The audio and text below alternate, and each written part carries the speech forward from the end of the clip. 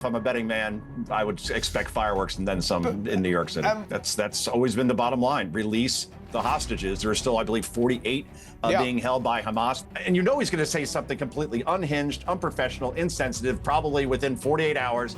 And that's going to get people angry again. That's just Jimmy Kimmel's DNA. Let's talk about the politics of this if we can. Donald Trump's been very clear repeatedly, including doubling down today from the White House, that America does not want this to happen. They didn't turn up to the debate at the UN today. What's this going to do to the Western Bloc, the alliance of like-minded nations, with such a split in it? Well, that's the thing. Split is exactly the word that you use here as far as what's going on near me in New York, as far as the United Nations General Assembly. This is going to be a very interesting next couple of days. Trump has many bilateral meetings scheduled with different leaders. So perhaps the narrative that we're talking about now will be far different by the time if we decide to get together and do this again on Friday. Perhaps we'll hear a completely different narrative. There's a growing feeling in France and Britain especially that it's politicians kowtowing to a growing Muslim vote that has led to weak politicians who are seeing their electoral alliances crumble. Is there any sympathy from the White House in this? So far, Donald Trump has slightly held back in personally really criticising. He went after Macron hard, but he's stopped short of criticising Starmer. Do you think we'll see some fireworks at the UN? If Donald Trump is consistent with the person he's been over the last 10 years since jumping into politics, probably. Yes, he'll probably save it for his speech when he has its biggest audience instead of in some gaggle with reporters somewhere. So, yeah, I would, if I'm a betting man, I would expect fireworks and then some in New York City. Realistically, Joe, look, without America's backing, this is not going to happen, is it?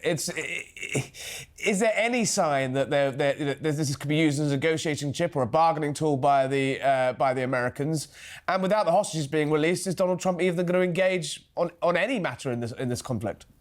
That's always been the bottom line. Release the hostages. There are still, I believe, 48 being held by Hamas, which when you think about it, this was nearly 2 years ago that they've been living in what has to be the worst possible hell anyone can imagine. And until Hamas releases those hostages, from President Trump's point of view, there is no negotiation. There is no peace. And Netanyahu has obviously been very steadfast about that as well. The problem is Hamas knows that if they release these hostages, the remaining ones, they're dead. So this is their last bargaining chip, and they're going to hold on to it for as long as they can. A slight change of topic, but while I've got you in news out of New York in the last hour, Jimmy Kimmel has been uncancelled. He has risen Lazarus-like to the ABC late night roster. Turns out Donald Trump's not a fascist authoritarian censor after all. What's happening? Well, the free market, I guess, kind of. I mean, here, Jimmy Kimmel, I guess ABC and Disney caved, and all these actors and producers were threatening not to work for the company unless Kimmel was reinstated. So I guess Bob Iger and Disney heard that, and he's going to be reinstated tomorrow night. But this still does not change the fundamentals of this, which is Jimmy Kimmel, in terms of supply and demand. Let's put it this way. The supply is toxic. It's hateful. It's a complete and total echo chamber. Let's put it this way, Harry. He's had one conservative on his show in the past 3 years. Wow. And that person was only invited on so Kimmel could mock him for being unvaccinated.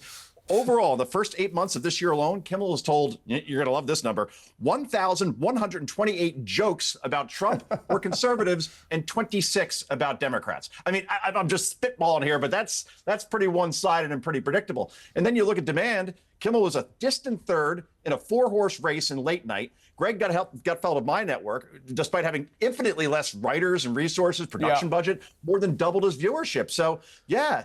Kimmel's getting paid $16 million a year to lose tens of millions of dollars for his company. None of that changes. So Disney had a nice out here to save themselves some credibility and some money.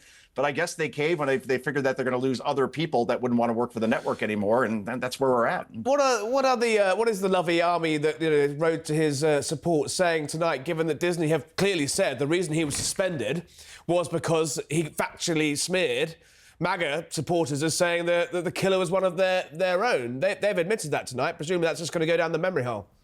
Yeah, I suppose so. Unless Jimmy Kimmel does the right thing, and tomorrow night, the first thing he should say is, I apologize to Erica Kirk. I apologize to Turning Point USA. My wife keeps calling me. Sorry about this. And overall, 60 affiliates told ABC and Disney they didn't want to carry the show anymore. So, and he's going to say something completely unhinged, unprofessional, insensitive, probably within 48 hours. And that's going to get people angry again. That's just Jimmy Kimmel's DNA. But I mean, I just find it incredible that more liberals here and more in our media are far more upset that Jimmy Kimmel lost his show for a couple of days than Charlie Kirk losing his life.